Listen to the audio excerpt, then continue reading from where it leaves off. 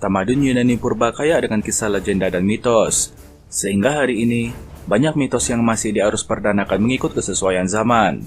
Antara mitos yang malar segar ialah mitos Minotaur, makhluk berbadan manusia dan berkepala kerbau yang melata di Pulau Crete. Mitos Minotaur bermula dengan kisah Raja Minos, salah seorang dari 3 putra Zeus dan Europa. Sepemergian bapak angkatnya yang bernama Raja Asterion, Minos menabalkan diri sebagai raja dan melantik adiknya, Sarpedon, sebagai penggubal undang-undang. Namun, Sarpedon mempersoalkan keabsahan Minos. Untuk membuktikan dirinya layak menjadi Raja Crete, Minos mengadakan satu ritual di mana seekor kerbau dikorbankan khusus buat Dewa Poseidon.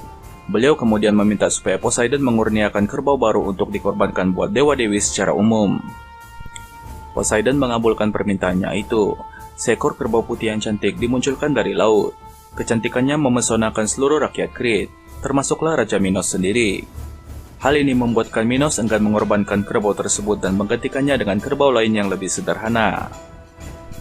Karena itu, Poseidon menghukum Minos dengan mentakdirkan supaya istrinya, Persephone, jatuh cinta dengan kerbau tersebut. Persephone yang dipengaruhi desakan syahwat, meminta bantuan Daedalus si penempa arca untuk membinakan sebuah patung kerbau untuk beliau menyamarkan diri dan menggoda sang kerbau putih. Hal tersebut berjaya dan mereka berdua pun bersemenda. Lantas lahirlah seekor makhluk bertubuh manusia dan berkepala kerbau yang dinamakan sebagai Minotaur. Sebaik melihat Minotaur, Minos naik marah dan memerintahkan Daedalus supaya membina sebuah labirin, tepat di mana Minotaur bakal dipenjarakan buat selamanya. Menurut mitos, perkawinan antara Raja Minos dan Persephone mengurniakan mereka ramai cahaya mata, termasuklah Ariadne, Phaedra, Glaucus, dan Androgeus. Satu ketika, Androgeus dibunuh oleh warga Athens sekaligus mendorong Minos untuk melancarkan perang ke atas kota Athens. Peperangan tersebut dimenangi oleh Minos. Sebagai hukuman, beliau memerintahkan supaya Athens mengantar 7 orang pemuda dan 7 orang gadis setiap 9 tahun sebagai korban buat Minotaur. Salah seorang pemuda yang diantar oleh Athens ialah Theseus, putra kepada Aegeus. Kononnya, beliau sendiri yang menawarkan diri untuk dihantar ke Crete, supaya dapat melunaskan sumpahnya untuk membunuh Minotaur. Pengaruh cinta sekali lagi memainkan peranan dalam mitos Minotaur. Ariadne si putri Minos jatuh cinta terhadap Theseus.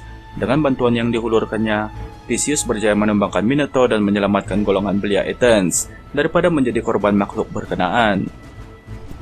Bagi sebilangan sejarawan, mereka menafsirkan mitos Minotaur ini sebagai kisah simbolik bagi memperagakan kehebatan Athens yang mampu menundukkan musuh segagal Minotaur yang mewakili Crete.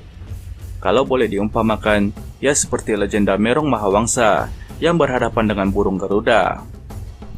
Sementara ada pula sejarawan yang meyakini mitos Minotaur ini diselami oleh fakta, khususnya berkaitan kewujudan watak bernama Raja Minos.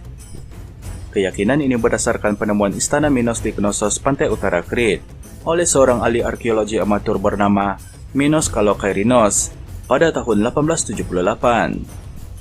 Ekskavasi lanjut kemudian dilakukan oleh ahli arkeologi dari Inggris, Arthur Evans, yang menamakan tamadun pembina istana itu sebagai tamadun Minoa, 3000 hingga 1100 sebelum Masehi, yaitu tamadun zaman Gangsa yang dominan di rantau Mediterranean. Tidak lain dan tidak bukan, nama tersebut bersepena Raja Minos.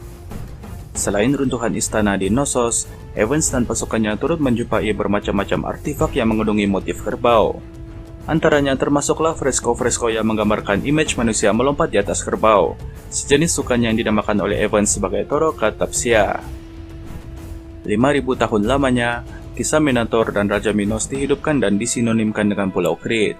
Minotaur bukan sekadar muncul di dalam legenda, ia malah mengilhami pelbagai jenis karya seni baik pada zaman klasik maupun modern.